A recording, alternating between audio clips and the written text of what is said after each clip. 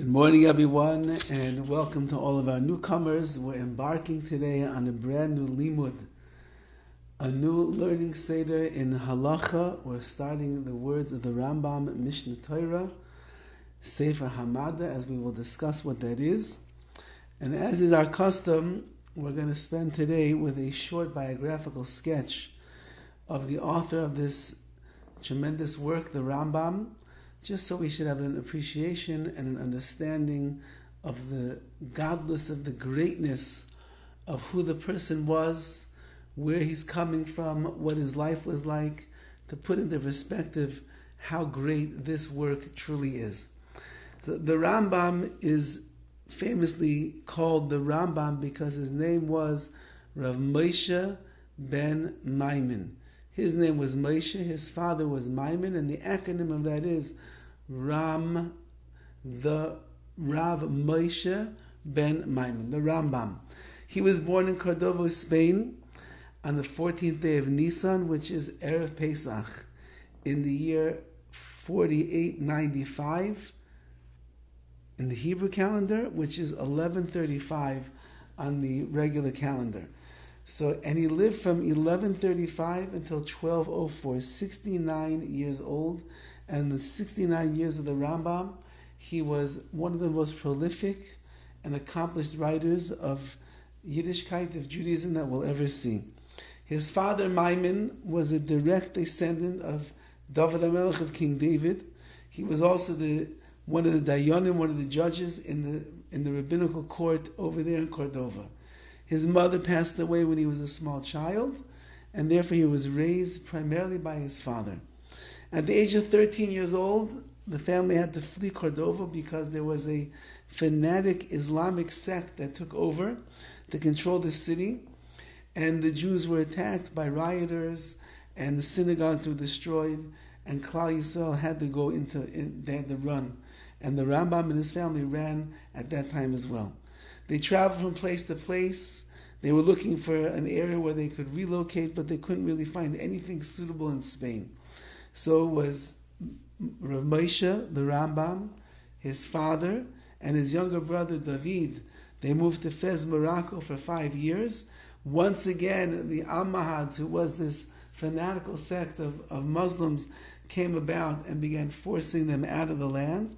They went to Eretz Yisrael at some point, eventually moving to Alexandria, Egypt, and eventually settling down in Cairo, where the Rambam lived until his passing. He was supported by his brother David, who was a diamond merchant, and he gave the Rambam full financial support that he should be able to study Torah and work and writing all of his scholarly works as well. And this is the way that the Rambam was living, until unfortunately tremendous tragedy befell him when his father, his wife, and 2 of his sons died within the span of 2 years, which was all starting around 1166. So the Rambam at this point was a very young man. He was only 30 years old. And then several years later, in 1171, his brother David ended up drowning in a ship that was sunk while it was en route to India to go get the diamonds that he was selling. At this point, the Rambam famously became a doctor because he had no money to support himself. He began practicing medicine, and in his mid-50s, he was appointed as the personal physician by the royal courtier, and he was serving the Sultan of Egypt and Syria, which gave him financial stability, and still he had time to devote himself to his writing as well. He had one son who survived, Avraham. Avraham himself was a Talmud Chacham, a Torah scholar of great levels, who wrote his own Svarim. And eventually the Rambam passed away on the 20th of Tevis in the year 2004, and he's buried in the holy city of Tiberia in Eretz Yisrael. Now, that being said, the Rambam was a very prolific author, as we said, and he began in his mid-20s writing numerous volumes on the Mishnah. The Mishnah is the source of our oral Torah, and he began writing it not in Hebrew commentary, but rather in Arabic, because that was the language of the people where he was living at the time, and he wanted the layman to be able to understand what the Mishnah was as well. However, of course, over the years it was translated into Hebrew, and we have the Rambam's commentary on the Mishnah in Hebrew as well. He wrote something called Sefer HaMitzvahs, which is a compilation of the counting of the 613 mitzvahs. That was also written in Arabic originally and then translated into Hebrew many times, even while in his lifetime still. And he wrote something called Mar Nevuchim, which is Guide to the Perplexed. It was a classical work on Jewish philosophy to explain in a generation that was so much immersed in philosophy, which was taking people away from Yiddishkeit. The Rambam set out to write this book in order to enforce and influence the Jewish people that were getting lost in the world of philosophy, that our religion also lends itself to these great ideals and deep thinking, and therefore he was trying to bring the Jewish people underneath the wings of the Shekhinah and underneath the umbrella of the Torah. He wrote a letter, a famous letter to the Igeres HaTeiman, the Jews of Yemen that were being forced to convert at that time to Islam, to become Muslim, and he wrote a very inspiring letter to give them strength to hold on strong to their faith. He wrote an oath for physicians and different medical texts as well, which are attributed to him because of his great vast knowledge of medicine. But the magnum opus of the Rambam is known as Mishnah Torah, which means literally the second Torah. And this was a work where the Rambam took all of the Torah Sheba'al Peh, all of the oral Torah, the Mishnayos and Gemara and Midrashim that deal with halacha, even Kabbalistic Zohar text as well. And he did something that nobody else had ever done at that time, which was to compile all of the works of Torah Sheba'al Peh, of the oral Torah, in a very systematic approach, so that we should be able to open up this book and see any topic that was written in a clear, succinct order, and be able to get to the bottom line. What is the halacha of that particular mitzvah? What are the halachas of keeping Shabbos? What are the halachas of kashrus? What are the halachas of Yom Tiv? What are the halachas of tefillin? And he even went as far as to explain the halachas of when Mashiach will come, how those halachas are going to work.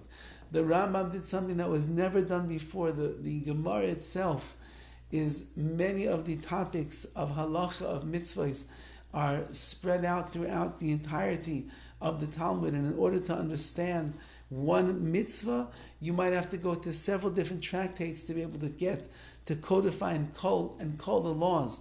And then even there, you might not understand clearly. You'll have to go into what we would call the commentaries, the Rishonim, the Achronim, Shulchan Aruch, the Code of Laws, and to be able to understand what is the halacha l'maisa, what is the exact law.